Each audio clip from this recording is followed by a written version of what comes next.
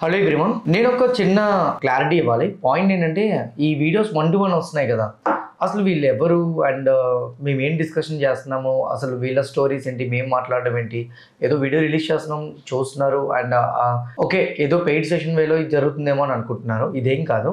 బేసిక్గా మేము offline trainings ఇస్తుంటాం కదా. ఆఫ్లైన్ ట్రైనింగ్స్ ఇచ్చేటప్పుడు మన దగ్గరికి ఎవరైతే నేర్చుకోవడానికి వస్తున్నారో వాళ్ళకి పర్సనల్గా ట్రేడ్ ప్లాన్స్ ఇస్తామన్నమాట. ఈ ట్రేడ్ ప్లాన్స్ ఇస్తున్న టైంలోని రికార్డ్ చేస్తే మేబీ మీకు కూడా అది హెల్ప్ అవుతుందని మేము రికార్డ్ చేసి అప్లోడ్ చేస్తున్నాం. అంతే తప్ప ఇది సపరేట్గా పెయిడ్ వెర్షన్లో చేయడమో ఇదేమి కాదు. జస్ట్ వాళ్ళ జర్నీస్ డిస్కస్ చేసి ఇంకా బెటర్ వేలో ఏం చేస్తే బెటర్ అనేది, స్టాక్ మార్కెట్ గురించి అయినా లేదా వాళ్ళ లైఫ్లో అయినా ఇంకేదైనా సరే ఏం చేస్తే బెటర్ అనేది మేము డిస్కస్ చేస్తున్నామే తప్ప ఇంకోటి అయితే కాదు. ఓకే, సేమ్ అలాంటి కైండ్ ఆఫ్ వీడియోని ఇప్పుడు ఇంకోటి మేము డిస్కస్ చేయబోతున్నాం. అలాంటి కైండ్ ఆఫ్ సెషనే. సో అదే సెషన్ మీరు ఎండింగ్ వరకు చూడండి. మీలో ఎవరికైనా కానీ ఇది కనెక్ట్ అయితే మాత్రం డెఫినెట్గా వీడియోని లైక్ చేయండి. అండ్ అట్లనే ఇదే వీడియో లేదా ఇదే స్టోరీ ఎవరికైనా కానీ కనెక్ట్ అవుతుందని మీరు ఫీల్ అయితే మాత్రం వాళ్ళకి కూడా షేర్ చేయండి. So without any delay let's get in to the video. Hello అండి, మీ పేరేంటన్నా? అర్జున్. ఓకే, సో మీ ఏజ్ ఎంత అర్జున్? 27. ఓకే, సో ప్రెసెంట్ ఏం చేస్తున్నారు? ఊబర్లో జాబ్ చేస్తున్నా. ఊబర్? ఓకే, ఊబర్ అంటే ఇది కార్దా లేకపోతే? అంటే అన్ని కార్, బైక్, ఆటో ఉంటాయి. వాళ్ళని డ్రైవర్స్ ని మేము హైర్ చేసుకుంటాం. మీరు డ్రైవర్స్ ని హైర్ చేసుకుంటారు. మరి కార్ వాళ్ళదే ఉంటాయి. ఓకే, కారు ఊబర్ వాళ్ళదే. కార్ కొనుక్కుంటారు కదా, వాళ్ళు ఊబర్ అటాచ్ చేసుకోవాలనుకుంటే ఫస్ట్ చేసి డాక్యుమెంట్స్ ఇండివిజువల్ గా ఎవరైనా ఊబర్ లోకి జాయిన్ అవ్వాలనుకుంటే మీరు దాన్ని ఇంటిగ్రేట్ చేస్తారు, అటాచ్ చేసి వాళ్ళకి యూజర్ ఐడి పాస్వర్డ్ ఇస్తాం. వాళ్ళు లాగిన్ చేసుకొని నడుపుకుంటారు. తర్వాత మేము వాళ్ళకి సపోర్ట్ ఇస్తాం. ఎక్కడ ఏ లొకేషన్ లో చేస్తున్నారు? కొంపల్లి చేస్తున్నారు. అంటే మీరు లోకలే? ఓకే, ఇది మీరు ఒక్కరు చేస్తున్నారు, మీతో పాటు పార్ట్నర్షిప్ ఎవరన్నా? నేను అన్న ఉంటుండే, ఇప్పుడు నేను సపరేట్గా చేస్తున్నా. అన్నయ్య కూడా ఉంటాడు. అతను సపరేట్గా, మీరు సపరేట్గా చేసుకుంటారు. అంటే ఇది ఎంప్లాయ్ కాగా, ఇది వెండర్షిప్ కాగా మనం చేసుకున్న దానికి కంపెనీ పే చేస్తుంది. ఒక వెహికల్ కింద అని పే చేస్తుంది. ఓకే, ఒక వెహికల్ కింద అని కంపెనీ పే చేస్తుంది. ఓకే, సో ఇప్పుడు డైరెక్ట్గా ఎడ్యుకేషన్ నుంచి దీంట్లోకి వచ్చారా? అంటే నేను సరిగ్గా చదువుకోగే ఇంటర్ అయిపోగానే బ్యాక్లాగ్స్ ఉండే, ఇక వర్క్ వెళ్ళిపోయినా. పక్కన అన్న వాళ్ళు ఊబర్ వర్క్ చేస్తుండే, వాళ్ళు అప్పుడు తీసుకెళ్ళిపోయి అప్పటి నుంచి దీంట్లో ఉన్నా. అప్పటి నుంచి ఇంట్లోనే ఉన్నారు. రీసెంట్గా ఓపెన్గా కట్టిండే, ఓపెన్ మొన్న లాస్ట్ ఇయర్ పాస్ అవుట్ అయినా. ఓకే, ఓపెన్ గా లాస్ట్ ఇయర్ పాస్ అవుట్ అయ్యింది. ఓకే, సో ఇంట్లో ఎవరెవరు ఉంటారు? మమ్మీ, నేను, నాన్న, చెల్లి. సిస్టర్, చెల్లినా? ఓకే, మ్యారీడా? లేదన్నా, డిగ్రీ ఫస్ట్ ఇయర్. ఓకే, ఇందులో ఇన్కమ్ సోర్స్ ఎవరికి ఉంది మీ ఇంట్లో? నా ఒక్కడికేనా? మీ ఒక్కరికి. ఫాదర్ ఏం చేస్తున్నారు? నాన్న ఏం చేయట్లేదు. లాస్ట్ ఇయర్ కొంచెం ఆయనకు బాగాలేకుండే, ఒక 8 years నుంచి నా ఒక్క దాని పైన నడుస్తుంది. సో మీరు ఒక్కరే 8 years నుంచి హ్యాండిల్ చేస్తున్నారు. సో మేబీ అందుకోసం ఎడ్యుకేషన్ ఆపేసారా ఏంటి? అంటే అప్పుడు ఆపాల్సి వచ్చిందా? ఓకే, ఫోటోగ్రఫీ సైడ్ పోయిండే. అంటే ఈ రెగ్యులర్ ఈవెంట్స్ కాకుండా ఇప్పుడు వినయ్ షణ్ముఖ్, దీప్తి సునని ఈ సాంగ్స్ ఉంటాయి కదా, వాటికి వర్క్ చేసిన. చాలా వరకు సాంగ్స్కి వర్క్ చేసిన. బట్ నాకు అమౌంట్ రాలేదు, టైంకి రాలేదు, గట్టిగా మాట్లాడితే డబ్బులు కూడా రాలేదు. దాని త్రూ నేను ఆ పని చేస్తాను అని చెప్పి నాకు బయట వచ్చిన ఈవెంట్స్ ఎక్కువ. సో దాంట్లో నాకు పేమెంట్ వచ్చింది. ఇక్కడ డబ్బులు వచ్చేది కాదు, టైంకి వచ్చేది కాదు. సో ఇంట్లో కొంచెం ప్రాబ్లం. అది సెట్ అయితే టైమింగ్స్ అని చెప్పి అది వదిలేసి ఊబర్ ఫుల్ టైం చేస్తున్నా. ఇప్పుడు ప్రెసెంట్ ఊబర్ ఫుల్ టైం చేస్తున్నా. ఊబర్ ఫుల్ టైం చేస్తున్నా. ఎంత ఎర్న్ చేస్తారు మంత్లీ మీరు? ఇది ఎగ్జాక్ట్ చెప్పలేము. ఒక మంత్ 25, ఒక మంత్ 30, ఒక మంత్ 40, ఒక మంత్ 15 అట్టు ఉంటుంది. అంటే డిమాండ్ని బట్టి. ఇప్పుడు కొత్త వెహికల్ తీసుకుంటున్నాయి కదా అటాచ్మెంట్ అయ్యేది. ఆల్రెడీ నడిపే వాళ్ళు మళ్ళీ వాళ్ళకి మాకు ఏముండదు. కొత్తగా వెహికల్ తీసుకొని అటాచ్ చేయాలనుకుంటే వాళ్ళకి నేను అటాచ్ చేస్తే కంపెనీ. మీ దగ్గరికి ఎలా వస్తారు? మీరు మార్కెటింగ్ ఏమైనా చేస్తున్నారు? అంటే లాస్ట్ 5 years నుంచి ఉన్నా కదా, ఎగ్జిస్టింగ్ కాంటాక్ట్స్ చాలా ఉంటాయి. ఓకే, దానికి త్రూ నేను ఇన్స్టాగ్రామ్ యాడ్స్ రన్ చేస్తా. ఇన్స్టా యాడ్స్ రన్ చేస్తా, bike ads, moto ads run చేస్తా. అట్ సేమ్ టైం ఒక పర్టికులర్ లొకేషన్ ఉంటుంది, నేను కొంపల్లో ఉండేది. అక్కడ బంక్ని నేను ఎవ్రీ మంత్ డబ్బు ఇచ్చి ఆ బంక్ లో నేను ఉంటా. CNG vehicles bunk. సో వాళ్ళు సిఎన్జి కొట్టించుకోవడానికి వస్తారు కదా. సో అప్పుడు నేను వాళ్ళకి దగ్గరికి వెళ్ళి మీకు ఉందా లేకపోతే నేను చేస్తాను అన్నట్టుగా మాట్లాడుకొని కార్డ్ ఇచ్చేస్తా. ఆ తర్వాత అవసరం అంటే వాళ్ళకి కాల్ చేస్తాను. ఇది మీరు ఒక్కరే చేస్తున్నారా? మీతో పాటు టీం ఎవరైనా ఉన్నారు? మొన్నటి వరకు టీం ఉండే ఆఫీస్ ఉండే. బట్ అది వర్కౌట్ అయితే కానీ తీసేసిన. ఒక్కనే చేస్తున్నా ప్రస్తుతానికి అయితే. ఇప్పుడు ప్రెసెంట్ ఒక్కరు చేస్తున్నా. సో ఇప్పుడు ఈ అమౌంట్ తోనే ఇంట్లో అమ్మకి కానీ నాన్నకి కానీ అన్ని అన్న దాంట్లో అందరికి దీంట్లోనే. మరి ఈ స్టాక్ మార్కెట్ రావాలన్న ఆలోచన ఎప్పుడు వచ్చింది? అంటే ఒక్కంతో అయితే కదన్నా. అంటే సెకండ్ సోర్స్ ఆఫ్ ఇన్కమ్ ఉంటే బాగుంటుంది. చెల్లి డిగ్రీ ఫస్ట్ ఇయర్. ఇప్పుడు దాని దగ్గర నుంచి ఏం ఎక్స్పెక్ట్ చేయగలను. మమ్మీ చిన్నప్పటి నుంచి హౌస్ వైఫే. నాన్న ఒక 8 years నుంచి కొంచెం వేరే పరిస్థితుల్లో చేస్తలేడు సరిగ్గా. వాళ్ళిద్దరిని నేను ఫోర్స్ చేయలేను. ఇప్పుడు నాకు ఇంకో సోర్స్ కావాలంటే నేను ఇంకెక్కువ పని చేయాలి, లేదా ఇంకేదైనా సైడ్ ఇన్కమ్ ఉండాలి. సో అని అప్పుడంటే నాకు తెలియక ఆప్షన్స్లోకి ఎంటర్ అయ్యా. తర్వాత ఇక తెలుసుకున్నాం. ఎంటర్ అయ్యా ఆల్రెడీ ఎప్పుడు? అరౌండ్ ఒక 3 years back. 3 years back options లో అప్పుడు ఎంటర్ అయ్యారు. 1 year పోయినాయి చాలా పోయాయి. 1.7 దాకా పోయింది చాలా, అంటే 1.7 lakh వరకు. ఎలా ట్రేడ్ చేశారు? Live calls? Starting Binomo idea ఉందా సార్ మీకు? బినోమో యాప్ లో నార్మల్ చేస్తుంటే దాని గురించి స్ట్రాటజీస్ కోసం యూట్యూబ్ లో సెర్చ్ చేస్తే అసలు ఇది ఒరిజినల్ మార్కెట్ కాదు, స్టాక్ మార్కెట్ అని ఉంటుంది, ఇది ఒరిజినల్ అని లాక్డౌన్ లో చూసి దీంట్లో దిగినాం. ఇలాగా ఆప్షన్స్ గురించి లైవ్ పెడతారు కదా కొంతమంది, లైవ్ ట్రేడింగ్, వాటిని చూస్తూ చేస్తూ పోయినప్పుడు చిన్నగా అనిపించింది. తర్వాత ఒక అన్న తెలిసిన పిఎన్ఐ రిపోర్ట్ తీస్తే అది అమౌంట్ పెద్దగా కనిపించింది. అప్పుడు తెలియదు అంత పోయినాయని కూడా. లోన్ తీసుకొని అవి అని చేసిన సెట్ కాదు. అది అప్పుడు 1 year చేసి ఆపేశారా? 1.5 year వరకు చేసా, తర్వాత ఆపేసి ఒక 20K అందులో వాలెట్ గా ఉంటే ఎందుకు తీసుకోవడం అని చెప్పి IRFC తీసుకున్నా. అవి కూడా రీసెంట్ గానే 2 days బ్యాక్ అమ్మేసిన 5,000 లాస్ కి. IRFC తీసుకొని 5,000 లాస్ కమ్మేశారు? ఎందుకు 5,000? నేను 180కి తీసుకున్నాను సార్, 180 చేంజ్ కి తీసుకున్నాను. అవును, 180 తీసుకుంటే ఇప్పుడు దాన్ని సెల్ చేయమని ఎవరు చెప్పారు? అంటే నార్మల్ గా ఇప్పుడు వేరే ఆపర్చునిటీ, ఇప్పుడు మీ క్లాస్ కోసం చాలా ఆపర్చునిటీస్ ఉంటున్నాయి కదా, ఏదో వేరే తీసుకుంటే అయిపోద్ది కదా అని. నాకు చెప్పాల్సిందిగా, నేను చెప్పేవాడిని కదా. మీరు ఇంకా 1.5 year అవుతుంది అన్నారు కదా. దేనికి? అది ఇంకా మూవ్మెంట్ రావడానికి. IRFC మూవ్మెంట్ రావడానికి 1.5 year అవ్వచ్చు. ఇప్పుడు యావరేజ్ చేస్తే మీకు ప్రైస్ డ్రాప్ అయ్యి మేబీ కొద్ది అప్ సైడ్ వెళ్తే ప్రాఫిట్ లో వచ్చి ఉండేది కదా. కానీ ఇంకా ఆపర్చునిటీస్ చాలా ఉన్నాయి అనిపించింది. Okay, it's okay, fine. 5,000 rupees అంత క్యాపిటల్ తో 20,000 క్యాపిటల్ లో 5,000 రూపీస్ లాస్ బుక్ చేశాను. అంటే 25% ప్రాఫిట్ లాస్ బుక్ చేశాను. 1 year అయింది. 1 year అయిపోయింది. నేను తీసుకున్నప్పటి నుంచి అది కిందకే పోతుంది. ఇప్పుడు ఈ రోజు కూడా 139 నార్మల్గా పొద్దునే చూసాను నేను. నార్మల్గా నిన్నది నేను 142 ఏమో ఎగ్జిట్ చేసిన, ఇప్పుడు అది 138 139 ఉంది. మళ్ళీ 3 రూపీస్ పడిపోయింది. Okay, got it. So 3 years back trading start చేశారు అండ్ 1 year ఆప్షన్స్ లో లాస్ అయ్యారు. తర్వాత క్యాష్ మార్కెట్ లో ఇన్వెస్ట్మెంట్ చేసి దాంట్లో పెట్టి దాంట్లో బెట్టింగ్ వదిలేశారు. అది ఇప్పుడు 5,000 లాస్, అది కూడా బుక్ చేస్తారు. సో అది తప్ప ఇంకేం ఎక్స్పీరియన్స్ అంటే ఏం లేదు మార్కెట్ లో? స్టాక్ మార్కెట్ పెద్దగా ఎక్స్పీరియన్స్. సో బయట డెట్స్ ఏమైనా ఉన్నాయా? చిన్నవి ఉన్నాయి. మమ్మీ గోల్డ్ లోన్ అవన్నీ అట్లా చిన్న. ఎంత ఉంటాయి అవన్నీ కలిపి? ఒక 2-3 ఉంటాయి అంతే. 2 to 3 lakh. ఓకే, అంత గోల్డ్ లోనేనా? 2 lakhs గోల్డ్ వరకు ఉంటుంది. మామూలుగా క్రెడిట్ కార్డ్ పైన లోన్ వచ్చింది, లోన్ నడుస్తుంది. 1 lakh క్రెడిట్ కార్డ్ మీద లోన్ వచ్చింది. ఎంత పర్సెంటేజ్ ఇంట్రెస్ట్? అది ఎగ్జాక్ట్గా ఐడియా లేదన్నా. అంటే ఎంత ఈఎంఐ పే చేస్తున్నారు? ఎవ్రీ మంత్ 6,000 పే చేస్తారు. 2 years కానీ పెట్టినాం. 2 years కానీ పెట్టారా?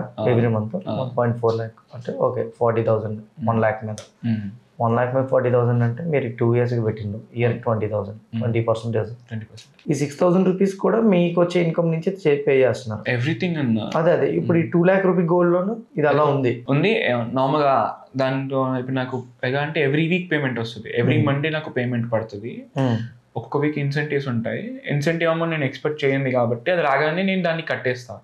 ఓకే, ఎగ్జాంపుల్ 2 ఉంది కదా, అందుకు నాకు 10,000 ఎక్స్ట్రా వస్తే 10 కట్టేస్తా, 190 అలానే ఉంటుంది. కొంచెం కొంచెం కట్టుకుంటూ ఏదైనా ఇంపార్టెంట్ ఐటమ్ ఉంటే విత్డ్రా చేసుకొని వచ్చేస్తా.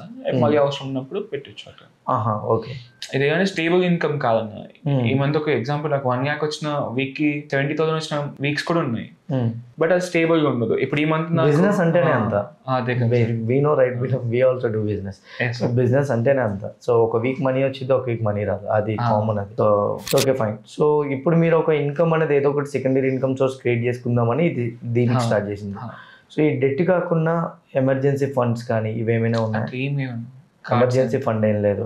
ఓకే, హెల్త్ ఇన్సూరెన్స్ కూడా లేదన్నా. మా అన్న చాలా ఇబ్బంది పడుతున్నాడు తీసుకొని, కానీ తీసుకోవే ఇట్లా ఏదైనా ఇన్సెంటివ్ వచ్చినప్పుడు తీసేసుకుందాం అన్నట్టు ఆలోచిస్తుంది. కానీ అది ఒకసారి మమ్మీకి డాడీకి నాకు చెయ్యికి అందరు కలిపి వేయించిన కొటేషన్. అది 54,000 ఎంతో అయింది. అంటే నార్మల్గా వాళ్ళు ఇన్సూరెన్స్ వర్కర్స్ ఉంటారు, నివాబూపా అని. దాంట్లో వాళ్ళు పంపించారు నివాబూపా ఇంకా స్టార్ 2 పంపించారు. అది అరౌండ్ ఇయర్ కి 53,000 ఏమో ఉంది, 4 కలిపి. అబ్బా ఇంత ఎందుకు అన్నట్టు అనిపించింది ఒకసారి నాకు. అప్పుడు 8 తీసుకున్నా. మొన్న మళ్ళీ ఇంకో వీడియో ఏదో చూసి మమ్మీకి డాడీకి సపరేట్గా కొటేషన్ ఒకటి తీసుకున్నా, నాకు సపరేట్ కొటేషన్ తీసుకున్నా, చెల్లికి సపరేట్గా తీసుకున్నా. ఇట్లా చూస్తే ఒక 40,000 నలుగురి అయిపోతున్నాయి. ఆల్మోస్ట్ 40-45 నలుగురి అయిపోతున్నాయి. చెల్లికి ఒక 5 lakhs, నాకు 10, మమ్మీకి డాడీకి కలిపి 10. ఇది బాగుందిగా మెల్లి తీసుకుందాం అన్నట్టు అనుకుంటున్నా. ఇంకా మొన్న మీరు క్లాస్ చెప్పారు ఇన్సూరెన్స్ గురించి, అప్పటి నుంచి కొంచెం ఇంకా సీరియస్గా తీసుకున్నా. సో పాయింట్ ఏంటంటే ఒక పర్సన్కి ఏది ఉన్నా లేకపోయినా ఎసెట్, లైక్ నేను ఎసెట్ చెప్తున్నా, ఫిక్స్డ్ ఎసెట్ ఉన్నా లేకపోయినా ఏది ఉన్నా లేకపోయినా మేక్ షూర్ దట్ కంపల్సరీగా వాళ్ళకి health insurance, term insurance, emergency fund ఈ 3 ఉండాలి. ఎమర్జెన్సీ ఫండ్ ఎందుకంటున్నానంటే ఫస్ట్ ఆఫ్ ఆల్ మీది బిజినెస్ ఇన్కమ్, మీ టార్గెట్ ఫస్ట్ ఒకటే ఉండాలి అర్జున్. పాయింట్ ఏంటంటే తెలుసా, నేను బిజినెస్ చేస్తున్నాను కాబట్టి నేను మీకు చెప్తున్నాను ఒక బిజినెస్ మైండ్ సెట్ ప్రకారంగా. బిజినెస్ అనేది ఏ రోజు నిలబడుతుంది, ఏ రోజు పడుతుంది అనేది మనకి ఓకే. మీరు హోల్డ్ చేసే అమౌంట్ ఎలా ఉండాలంటే మీ దగ్గర ఉన్న అమౌంట్ ఎప్పుడైతే వస్తున్నప్పుడు, బిజినెస్లో డబ్బులు వస్తున్నప్పుడు.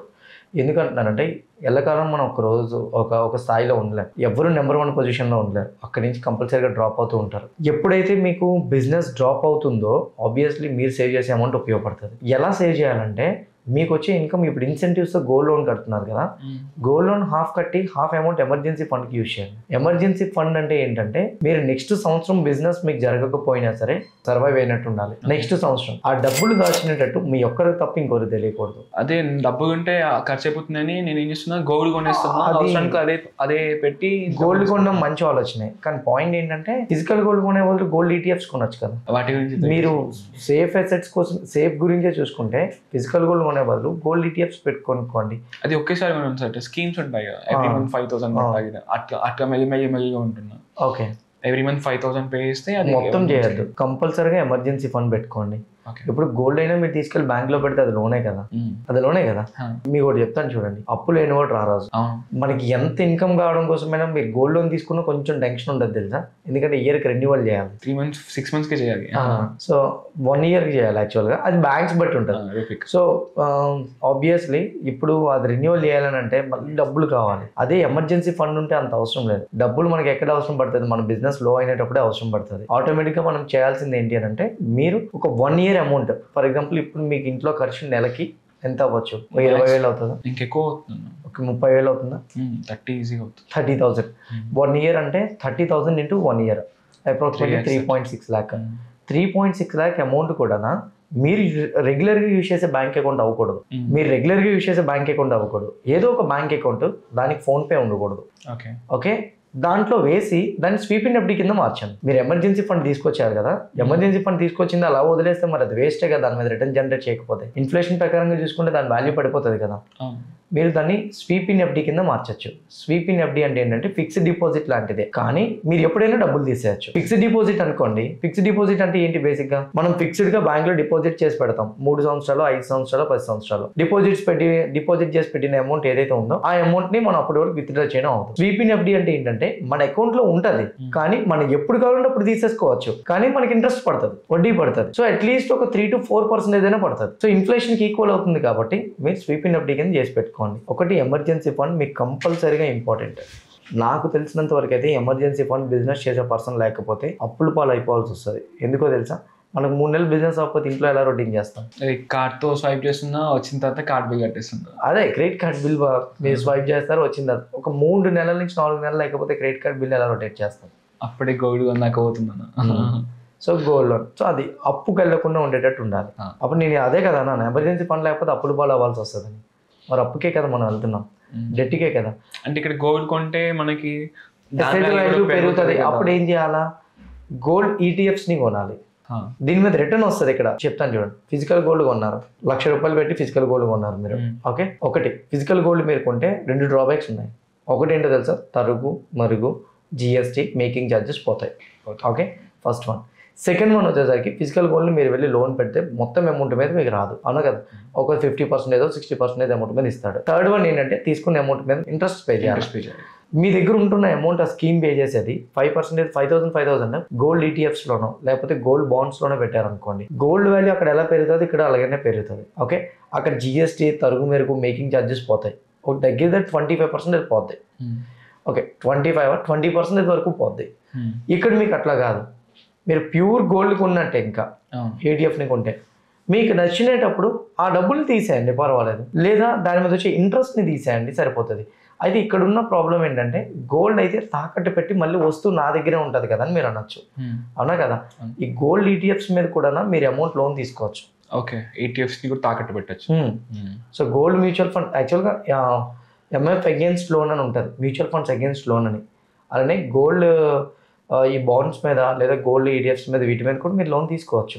ఓకే, సో అది కూడా మీకు వర్కౌట్ అవుతుంది, అది నేను మీకు అన్నది. ఓకేనా? సో అది మెయిన్. నా దగ్గర ఒక్కసారి డబ్బులు ఉండవు అన్న, అందుకని నేను SIP మోడల్ చెయ్యి ఉంది కదా, ఇప్పుడు కాకపోయినా దానికి ఇంకో 3 years 4 years ఇంకో 5 years అయినా పెళ్ళి అవుతుంది కదా, అప్పటి వరకు కొంచెం కొంచెం జమ చేద్దాం అన్నట్టుగా ఈ లలిత జ్యువెలరీస్లో GRTO స్కీమ్స్ కడితే మెల్లిమెల్లిగా వస్తున్నాయి.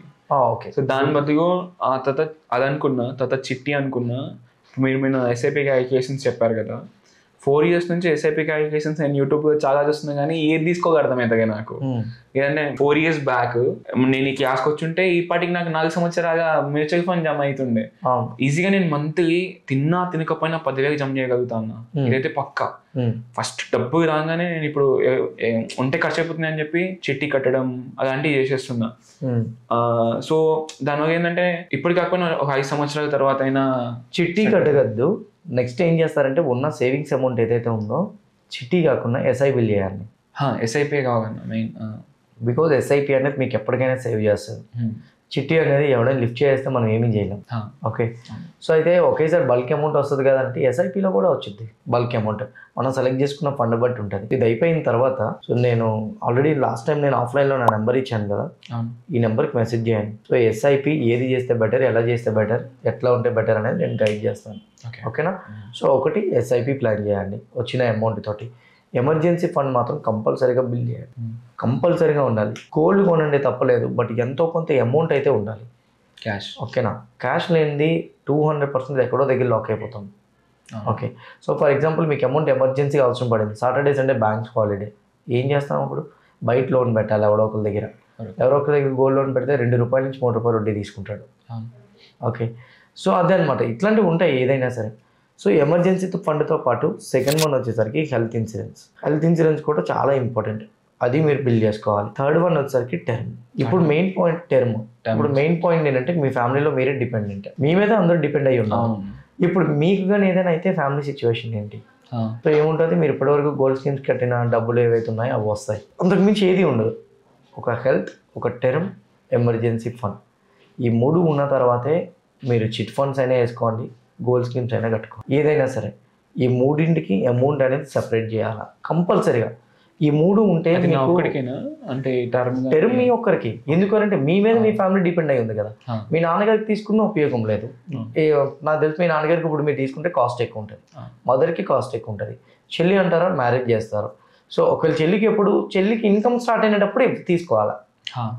ఇప్పుడు మీకు ఇన్కమ్ ఉంది కాబట్టి ఆబ్వియస్లీ మీరు తీసుకోవాలి. మీకు ఏదైనా జరిగితే మీ ఫ్యామిలీకి మొత్తం ఇన్కమ్ అయిపోతుంది. సో ఆబ్వియస్లీ తీసుకోవాలి. టర్మ్ హెల్త్ ఉండేటప్పుడు ఫస్ట్ ఆఫ్ ఆల్ భరోసా ఉంటుంది. ఓకే, నా లైఫ్లో నాకు ఇప్పుడు ఈ టైంకి ఏమవుతుందా అన్న భయం ఉండదు. పర్లేదు, ఏదైనా సరే నాకు హెల్త్ ఇన్సూరెన్స్ ఉంది, టర్మ్ ఇన్సూరెన్స్ అలా అని కోరి తెచ్చుకోమని నేను అనట్లేదు. పాయింట్ ఏంటంటే ఒక భరోసా ఉంటుంది. ఓకే మనకు ఉంది ఒకటేనే. చాలామంది వాళ్ళకి బోల్డ్ ఆస్తులు ఉన్నాయి, వాళ్ళకి వెనక భూములు వేసుకున్నారంటారు. పాయింట్ ఏంటంటే చాలామంది ఇప్పుడు మ్యారేజ్ అవ్వడానికి ఆస్తులే చూసి ఇచ్చేస్తారు. ఎందుకనంటే మనకి పిల్లలు ఉండడానికి దానికి దీనికి అవసరం లేదు. మనకంటూ భరోసా రావడం కోసం, అంటే పర్లేదు ఓకే నేను ధైర్యంగా ఉన్నాను అని అనిపించుకోవడం కోసం మనకి అది ఉంటే చాలు. మెయిన్లీ అది చేసుకోగలిగితే 200% మనకి హెల్ప్ అవుతుంది. అర్థమైందా? That is the first point. Term. Health అనేది మాత్రం మీ నలుగురికి తీసుకోండి. కానీ ఎలా తీసుకుంటారంటే మదర్కి ఫాదర్ని సపరేట్ చేయండి. ఓకే, మీరు సపరేట్గా చేసుకోండి, మీ సిస్టర్ సపరేట్ చేసుకోండి. మీది మీ సిస్టర్ కలిపి తీసుకోవాలి. సో అయితే పేరెంట్తో యాడ్ అవ్వాలి. సో అన్నట్టుగా మాట్లాడినారు. ఇప్పుడు చిన్న ఏజ్ కదా, తక్కువ ఉంటుంది. రేపు నాటికి పెళ్ళి మెటర్నిటీ వరకు కూడా అది పనిచేస్తుంది, యాడ్ అవుతూ వస్తుంది అని 10 years యాడ్ అవుతుంది ఒక ఇన్సూరెన్స్ అనేది. మనం యూజ్ చేయకపోతే అది హెల్ప్ అవుతుంది. ఓకే, సో హెల్త్ ఈ 3 ఫస్ట్ ప్లాన్ చేసుకోండి. ఓకే, నా మార్కెట్కి వద్దాం, స్టాక్ మార్కెట్కి. ఇప్పుడు మీ దగ్గర ఎంత క్యాపిటల్ ఉంది? ప్రెసెంట్ ఏం లేదన్నా, ఒక చిట్టి వేసిన, అది 3 lakhs చిట్టి. ఆన్ సెషన్ నేను మెయిన్ FNO గురించి నేర్చుకుందామన్న ఆలోచనతోనే నేను ఇక్కడికి వచ్చిన. కానీ ఇక్కడికి వచ్చినాక మొత్తం ఆలోచన మారిపోయింది. FNO వద్దు ఏమొద్దు, గమ్మున ఇన్వెస్ట్ చేసి దాని పని అది చేసుకుంటుంది, నా పని నేను చేసుకుంటా, వచ్చిన ప్రాఫిట్స్ తీసుకొని శుభ్రంగా ఖర్చు పెట్టుకుంటా. పాయింట్ ఏంటంటే నేను ఇప్పటివరకు ఇది 14th ఆఫ్లైన్. నేను ఏ ఆఫ్లైన్లో కూడా ఎవరికి కూడా FNO ట్రేడింగ్ మొత్తం డబ్బులు పెట్టి చేయమని చెప్పలేదు. FNOలో డబ్బులు రావని నేను చెప్పను. FNO చేసేటప్పుడు ఎమోషన్స్ని కంట్రోల్ చేసుకొని చేయాలి. రెండు ఏంటంటే ఫ్యూచర్స్ అండ్ ఆప్షన్స్ చేసామంటే మాత్రం మనకి డెఫినెట్గా బ్యాక్ ఎండ్గా ఏదైనా ఉండాలి. ఓకే, మనకు మీ ప్రైమరీ ఇన్కమ్ సోర్స్ మీకు ఉంది. ఓకే, ఇంకోటి ఏంటంటే మీ మీద అమ్మ నాన్న చెల్లి ఆధారపడి ఉన్నారు. సో వాళ్ళని ఇప్పుడు రిస్క్లో పెట్టి మనం ఏమీ చేయలేం. సో మీరు అటు ఇటు స్టెప్ వేసి కానీ ఏదైనా డబ్బులు పోగొట్టేస్తే మళ్ళీ దాని వెనక అప్పులు చేసి అప్పులు తీర్చే దీనిలో ఉండాలి. అవేమీ మనకొద్దు. జస్ట్ ఈక్విటీ ట్రేడింగ్ చేయండి. ఈక్విటీలో స్వింగ్ ట్రేడింగ్ నేను చెప్పిన, ఐపీఓ స్ట్రాటజీ చెప్పిన, లేదా ఇప్పుడు investing.com ఉన్నాయి, అదైనా సరే ఇది సేఫ్ అన్నది చేయడానికి ట్రై చేయండి. ఒక మనిషికి బాధ్యత ఉంటే ఎంత రిస్క్ ఇది రిస్క్ అని అంటే ఎంత రిస్క్ ఉన్న దానికి దూరంగా ఉంటే అంత మంచిది. బాధ్యత ఉంటే ఎప్పుడు బోల్డ్ డబ్బులు ఉన్నాయి నేను పొడగొట్టుకున్నా పర్వాలేదు అని అనుకున్నవాడు F&O చేసినా పర్లేదు. అయితే F&Oలో సక్సెస్ రాదని నేను చెప్పను, కానీ వస్తుంది. కానీ F&Oలో చేసే అమౌంట్ అనేది మన క్యాపిటల్లో 20% దాటకూడదు. 80% ఈక్విటీ ఉండాలా, 20% F&O ఉండాలా. స్ప్లిట్ చేయాలా డిఫరెంట్గా. అలా స్ప్లిట్ చేస్తేనే మనం చేయగలుగుతాం, లేకపోతే చేయలేం. క్లారిటీ వచ్చిందా నేను చెప్పాను? అది మెయిన్ పాయింట్. ఓకే, నా దాంట్లో కూడా మమ్మీ పేరు మీద కూడా డిమాట్ అకౌంట్ తీసి దాంట్లో చేయండి. మమ్మీ పేరు మీద ఎందుకు అనుకుంటున్నారు? మొన్న TDS ఫైల్ చేస్తే దాంట్లో నాకు PNI రిపోర్ట్ అడిగారు. నేను 1 year నుంచి అసలు ట్రేడింగ్ కానీ నాకు అడిగి దాన్ని ఫైల్ చేయడానికి నార్మల్గా 1200 రూపీస్ ఏమో తీసుకుంటుండే ఎవ్రీ ఇయర్ నాకు TDS. అంటే లాస్ట్ ఇయర్ స్టార్ట్ చేసిన, కానీ సార్ TDSకి PNI రిపోర్ట్ అప్లోడ్ చేసినందుకు 3000 ఛార్జ్ చేశారు. అది చూస్తే 950 రూపీస్ మైనస్ ఉంది ఆ షీట్లో. మొత్తం 25 డౌన్లోడ్ చేస్తే జస్ట్ 950 మైనస్ అని ఉంది. నాకేం అర్థం కాదు, నేను ఏం చేయండి ఎందుకు వస్తుంది అని అర్థం కాదు. అంటే నా దాంట్లో నా పేమెంట్స్ పడతాయి, నా ఫ్రెండ్స్ పేమెంట్స్ కూడా పడతాయి. సో ఒక 8 lakhs వరకు లాస్ట్ 1 year నా దాంట్లో పేమెంట్ పడింది. ఎవ్రీ వీక్ నాకు రాగానే ఇప్పుడు నాకు వెహికల్స్ ఇచ్చే వాళ్ళు ఉంటారు, నేను వాళ్ళకి అమౌంట్ డిస్ట్రిబ్యూట్ చేసేస్తూ ఉంటాను. కానీ మొత్తం ఓవరాల్గా పాన్ కార్డు రికార్డు ఉండేది నా పేరు మీదే ఉంటుంది కదా. సో ఇప్పుడు దీని వల్ల కూడా క్రెడిట్స్ డెబిట్స్ తీస్తారు కదా. తీస్తారా? ఇప్పుడు క్రెడిట్స్ ఉన్నాయి, మీదంటే 8 లక్షలు పడింది, మీరు వాడుకున్నారేంటి, అందులో 6 లక్షలు బయటికే పంపించారు. అది బ్యాంక్ స్టేట్మెంట్లో క్లియర్గా కనపడుతుంది కదా. ఐటీ పేరు మీద కడుతున్నా, నాకే కట్ అవుతుంది కదా, నా ఫ్రెండ్స్ కట్ కాదు కదా. ఏది ఇప్పుడు నాకు ఎగ్జాంపుల్ క్రెడిట్ అయిన అమౌంట్ మీద 5% TDS కట్ అవుతుంది అంటున్నారా? సో TDS కట్ అయితే మీకు అది బెనిఫిట్, మీకు తర్వాత మీకు తిరిగి వచ్చేస్తుంది. అవును, వచ్చేస్తుంది అంట, మీకు తర్వాత తిరిగి వచ్చేస్తుంది. అది 12 అయితే ఏదో ఎక్కువ ట్యాక్స్ కట్ అవుతుంది. 12 lakh దాటితే, సో అది కూడా 12 lakh దాటి మీరు 12 lakh దాటి మీరు సేవింగ్ చూపించాలా. ఓకే, అంటే ట్రాన్సాక్షన్స్ అవ్వంగా సేవింగ్ చూపెట్టాగా. ఇప్పుడు కిరాణా షాప్ వాడు ఉన్నాడు, వాడికి అలా అనుకుంటే మంత్కి 5-6 లక్షలు అవుతుంది.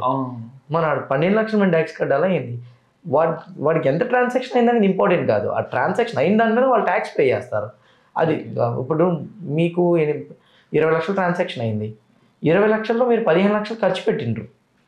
ఓకే, బయట అమౌంట్స్ అవి ఇవి అని 5 లక్షలే ఉంది, 5 లక్షలకి ఏం ట్యాక్స్ పడదు. Okay okay, if you are saving more then 12 lakh అప్పుడు పడుతుంది. అర్థమైందా?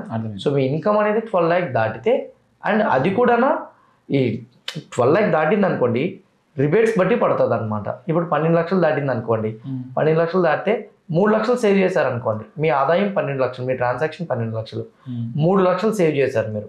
ఓకే, మీ అకౌంట్లో 3 లక్షలు ఉంది, 3 లక్షలు సేవ్ చేస్తే 3 లక్షల మీద ఒక ట్యాక్స్ పర్సెంటేజ్ పడుతుంది. సారీ, 5 లక్షలు, 5 లక్షల వరకు నిల్ ట్యాక్స్, 5 లక్షలు దాటితే అప్పుడు ట్యాక్స్ కేటగిరీలోకి వెళ్తారు. ఓకే ఓకే, అంటే మీకు 12 లక్షలు మీ బ్యాంక్ అకౌంట్లో పడినా 12 లక్షలు మీ ఆదాయం కాదు.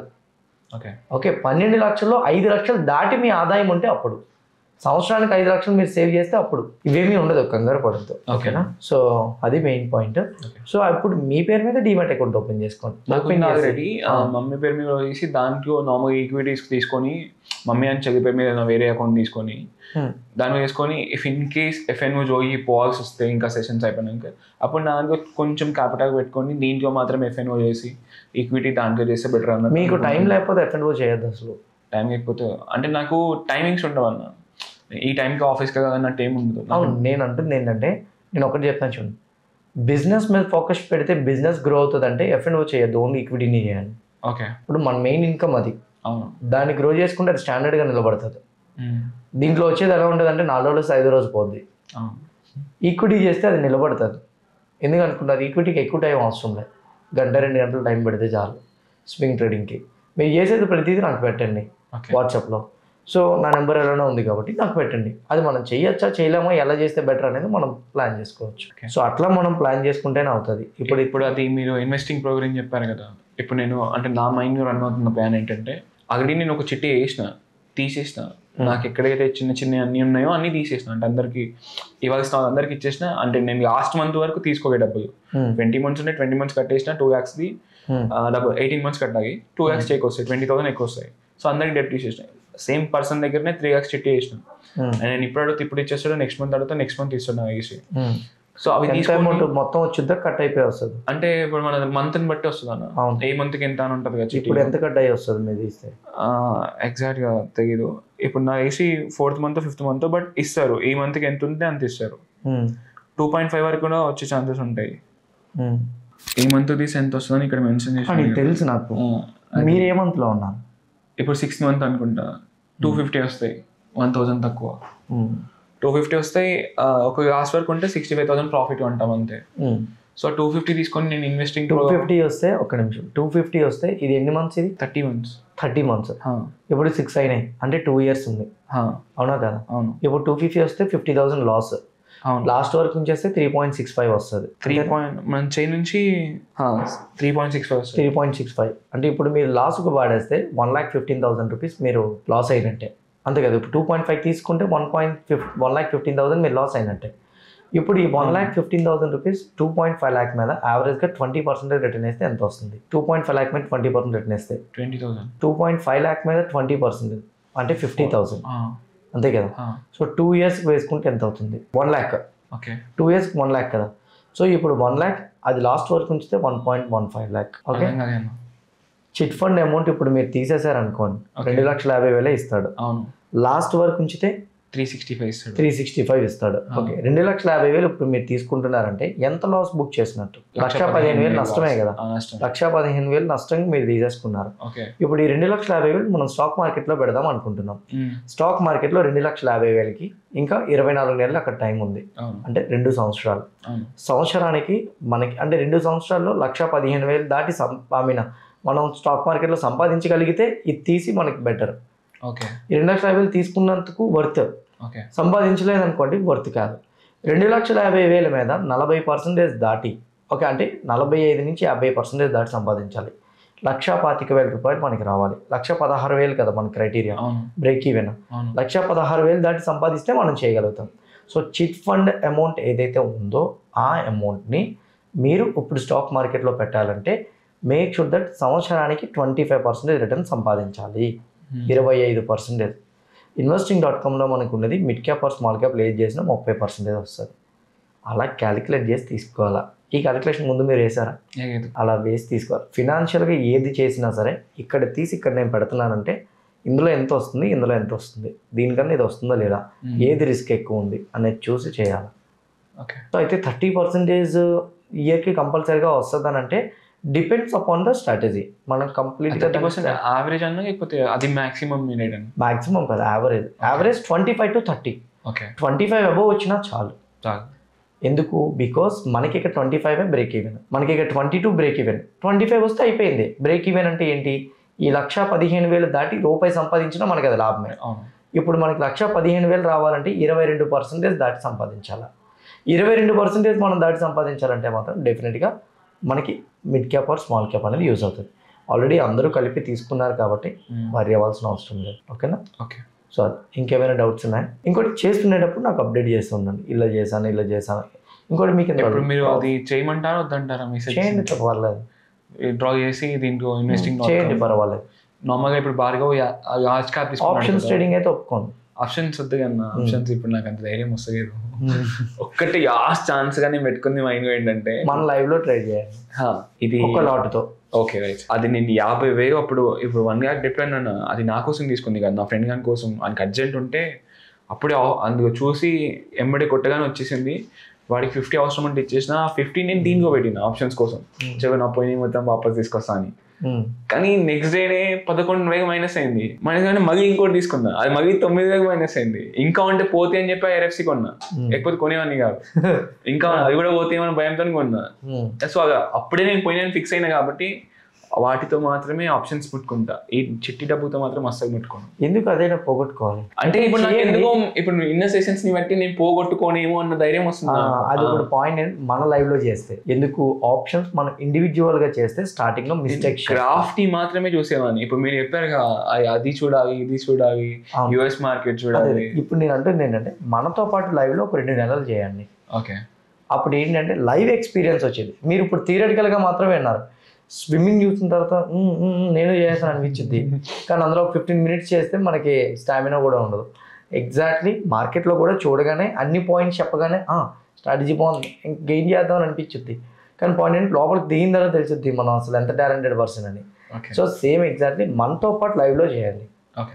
ఈ ఆఫ్లైన్ అయిపోయిన తర్వాత లైవ్ సెషన్స్ ఉంటాయి, మనతో పాటు లైవ్లో చేయండి, సెట్ అయిపోతుంది. ఇప్పుడు నార్మల్గా మంత్లీ ఇంత ఇన్కమ్ వచ్చే విధంగా ప్లాన్ చేసుకోవాలంటే, అంటే నార్మల్గా మంత్లీ నాకు ఇంత రిటర్న్ రావాలనుకుంటే మినిమం ఒక క్యాపిటల్ ఎంత మెయింటైన్ చేసుకోవచ్చు? నేను ఒకటే చెప్తాను, మంత్లీ రిటర్న్ అనేది తీసేయండి, మైండ్ నుంచి తీసేయండి. ఓకే తీసేయండి. ఎందుకు అంటున్నాను అనుకున్నారు అంటే, అయితే మంత్లీ రిటర్న్ ఎక్స్పెక్ట్ చేయండి, కానీ మంత్లీ రిటర్న్ ఇప్పుడు రాకపోతే నాకు ఇది గడవదు, లేకపోతే నేను సర్వే చేయను అనేది పెట్టుకోవద్దు. అలా పెట్టుకోకుండా ఉంటే మనం ఏదైనా చేయొచ్చు. అలా అలా లేదన్నా, నేను ఇప్పుడు ఇంటిని నాకు ప్రజెంట్ నేను ఏవైతే కట్టేది ఉందో అది నేను దీంట్లో అయినా ఇది కాకుండా ఇంకోటి అయినా చేసి నేను తీసుకోగలుగుతా. ఆ స్కోప్ అయితే నాకు ఉంది. ఇఫ్ ఇన్ కేస్ ఊబర్కి ఒక హ్యాండ్ ఇచ్చిన పేమెంట్స్ తక్కువ ఉన్నా నేను వేరే ఏమని చేసినా నాకు ఈజీగా నడిచిపోతుంది, అప్పు చేయకుండా.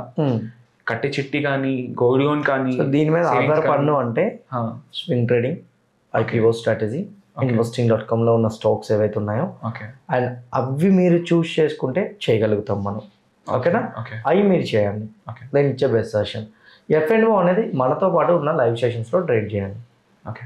ఓకే, సో ఇలా చేయగలిగితే మాత్రం వర్కౌట్ అవుతుంది. ఓకే, బట్ ఇప్పుడు మీరు షార్ట్ టర్మ్లో మీకు 3 targets. ఒకటి ఎమర్జెన్సీ ఫండ్ బిల్డ్ చేయాలా కంపల్సరీగా. అర్జున్ నేను ఎందుకు చెప్తున్నానంటే ఎమర్జెన్సీ ఫండ్ అనేది చాలా ఇబ్బంది పడాల్సి వచ్చింది. మళ్ళీ ఇంకోటి ఏంటంటే ఆ అమౌంట్ ఉందని మీరు నలుగురికి చెప్పుకోకూడదు. ఆ అమౌంట్ ఉంది అని మీకు ఒక్కరికే తెలియాలి. సేమ్ టైం ఎప్పుడో బాగా కష్టకాలం టైంలోనే తీయాలి ఆ amount. First one, second one health, and third one term. ఈ 3 ఉన్న తర్వాత స్లోగా ఆల్రెడీ ఇప్పుడు 3 lakh ఉంది కదా, ఇప్పుడు వస్తే 2.5 lakh వస్తుందా? ఈ మంత్ ప్రాఫిట్ బుక్ చేస్తాం కదా, investing.com కొన్ని స్టాక్స్ని మనం మారుస్తాం కదా, అప్పుడు ప్రాఫిట్ వస్తుంది కదా, ఆ ప్రాఫిట్తోనైనా emergency fund, health insurance, term insurance maintain చేయండి. అర్థమైందా నేను మీకు చెప్పింది? అలా చేసినా వర్కౌట్ అవుతుంది, ఇలా చేసినా వర్కౌట్ అవుతుంది, బట్ చేయడానికి ట్రై చేయండి. ఇది నేను ఇచ్చే best suggestion. Okay, so clear అయిందా మొత్తం కూడా? ఓకే, సో ఇది గైస్ యాక్చువల్గా అర్జున్ గారితో మనం మాట్లాడింది. సో ఐ హోప్ మీకు కూడా ఈ పాయింట్స్ కొన్ని కనెక్ట్ అయ్యే ఉంటాయి. బట్ మోస్ట్లీ మీకు ఎవరికైనా కానీ ఇలానే 1-to-1s కానీ లేదా ఇలానే ఆఫ్లైన్కి వచ్చి మమ్మల్ని మీట్ అవ్వాలన్నా సరే ఇక్కడ డిస్ప్లే అవుతున్న నెంబర్కి కాల్ చేయండి. మీరు కూడా మా ఆఫీస్కి వచ్చి మీరు ఇలా డిస్కషన్స్ చేయొచ్చు. అండ్ మీకు కూడా మేము ఎలా చేస్తే బెటర్ అనేది ఒక రైట్ వేలో ఇద్దరం డిస్కస్ చేసి మనం ప్లాన్ చేయొచ్చు. అండ్ ఇదే వీడియో మీరు ఎండింగ్ వరకు చూసారని అంటే డెఫినెట్గా వీడియో నచ్చే ఉంటుంది. ఛానల్ని సబ్స్క్రైబ్ చేసుకోండి, వీడియోని లైక్ చేసి మీ ఫ్రెండ్స్ ఆర్ మీ రిలేటివ్స్ షేర్ చేయండి. See you all in the coming videos guys, bye.